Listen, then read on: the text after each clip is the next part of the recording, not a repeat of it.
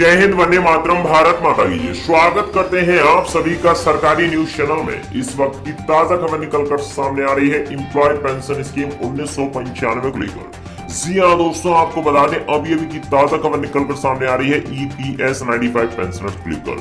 दरअसल दोस्तों, आप सभी को बता दें कि लंबे समय से ये मांग बनी हुई थी कि एम्प्लॉय पेंशन स्कीम 1995 के पेंशन भोगियों को एक मुक्त धनराशि के तौर पर बढ़ी हुई पेंशन 7,500 प्लस DNS अलाउंस उनके बैंक अकाउंट में क्रेडिट कर दिया जाए, जिसके लिए लंबे समय से वे मशक्कत भी कर रहे थे। लेकिन आपको बता दें दोस्तों, सरकार ने यहाँ पर तत्कालीन प्रभाव से नियम लागू करते हुए सभी पेंशनर्स भाइयों को बढ़ी हुई पेंशन 7,500 प्लस DNS अलाउंस उनके बैंक अकाउंट में क्रेडिट करने की बात की है।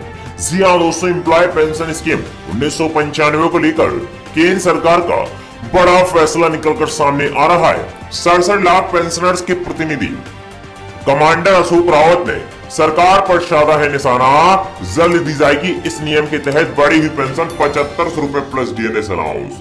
बढ़ती महंगाई के कारण महंगाई भत्ते में भी हो गई है इतनी प्रतिशत की वृद्धि। एक समान संहिता के तहत सभी पेंशनर्स को दी जा रही है बढ़ी हुई पेंशन 7500 रुपए प्लस DNS अलाउंस की लाभ।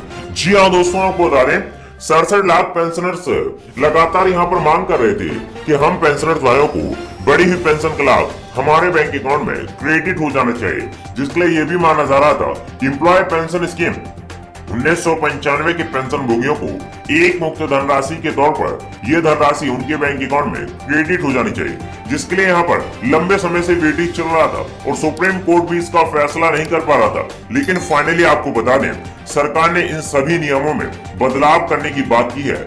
जी हाँ दोस्तों, आपको बता दें सरकार ने कहा है कि जितने भी ये नियम लागू किए जाएंगे वो यहाँ पर एक समान संहिता के तहत किए जाएंगे। सुप्रीम कोर्ट के फैसले के बाद मिली सहमति, वित्त मंत्री निर्मला सीतारमण ने लगाई अतिरिक्त बजटीय सहायता पर फाइनल मोहर। दोस्तों, आपको बता दें वित्त मंत्री निर्मला सीतारमण द्वारा फाइनल मोहर लगा दी गई है कि एम्प्लॉय पेंशन स्कीम 1995 के पेंशन भोगियों को बढ़ी हुई पेंशन 7,500 प्लस DNS अलाउंस की लाभ मिलनी जरूरी है। आपको बता दें 67 लाख पेंशनर्स की मन में एक बार फिर से जागी बढ़ी हुई पेंशन की उम्मीद। EPFO ने जारी किया तत्कालीन प्रभाव से नोटिफिकेशन। जी हाँ दोस्तों, आपको बता दें एम्प्लॉय प्रोवाइडर फंड ऑर्गेनाइजेशन की चल रही PF प्रोवाइडर फंड की योजना के EPS पेंशन के तहत अब सभी को मिलेगी बढ़ी हुई पेंशन। जाने किन किन पेंशनर्स को हो सकता है सबसे अधिक फायदा।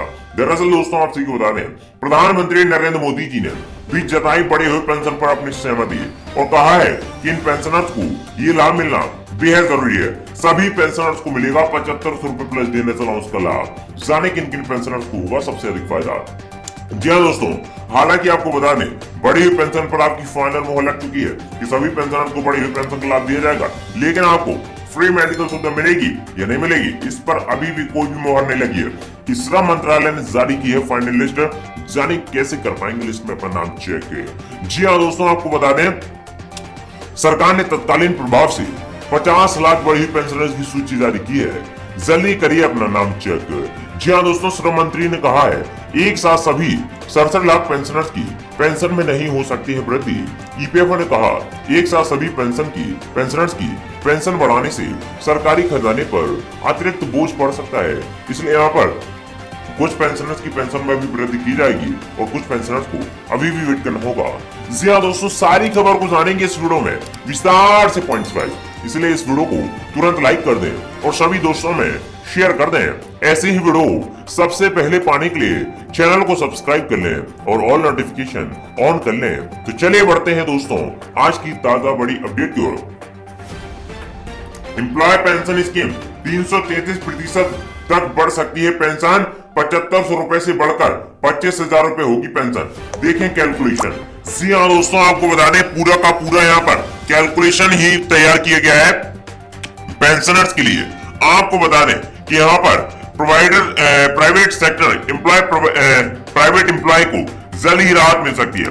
एक फैसले से कर्मचारी भविष्य निधि EPF में अंशदान करने वाले लाखों कर्मचारियों की पेंशन EPS एक झटके में 300% तक बढ़ सकती है। कर्मचारी भविष्य निधि संगठन EPFO ने कर्मचारी की पेंशन एम्प्लॉय पेंशन स्कीम के लिए उनकी अधिकतम सैलरी 15,000 रुपए बेसिक सैलरी तय की है। मतलब आपकी सैलरी भले ही 15,000 रुपए महीने से ज्यादा हो, लेकिन आपकी पेंशन की गणना अधिकतम 15,000 रुपए पर ही की जाएगी। एक फैसला और कई गुना बढ़ सकती है पेंशन। जी हाँ दोस्तों, आपको बता दें कि यहाँ पर नियम के मुताबिक आपको बड़ी पेंशन का लाभ कैसे मिलेगा। ईपीएफओ की इस सैलरी सीमा को खत्म करने के लिए सुप्रीम कोर्ट में सुनवाई चल रही है। कर्मचारी की पेंशन एम्प्लॉय पेंशन स्कीम की गणना आखिरी सैलरी यानी हाई सैलरी ब्रैकेट पर भी हो सकेगी। इस फैसले से कर्मचारियों को कई गुना ज्यादा पेंशन मिलेगी। बता दें, पेंशन पाने के लिए 10 साल तक कर्मचारी भविष्य निधि ईपीएफ में योगदान करना जरूरी है। वहीं 20 साल की सर्विस पूरी करने पर 20 साल का वेटेज मिलता है। अगर सुप्रीम कोर्ट लिमिट हटाने पर फैसला करता है तो कितना अंतर आएगा, आइए समझते हैं विस्तार से। जी हाँ दोस्तों, कैसे बढ़ेगी आपकी सैलरी। मौजूदा व्यवस्था के मुताबिक अगर एक एम्प्लॉय 1 जून 2015 से कहीं नौकरी कर रहा है और अगर वह 14 साल नौकरी पूरी करने के बाद पेंशन लेना चाहता है तो उसकी पेंशन की गणना 15,000 रुपए पर होती, भले ही वह 20,000 रुपए की बेसिक सैलरी ब्रैकेट में हो या फिर 30,000 रुपए।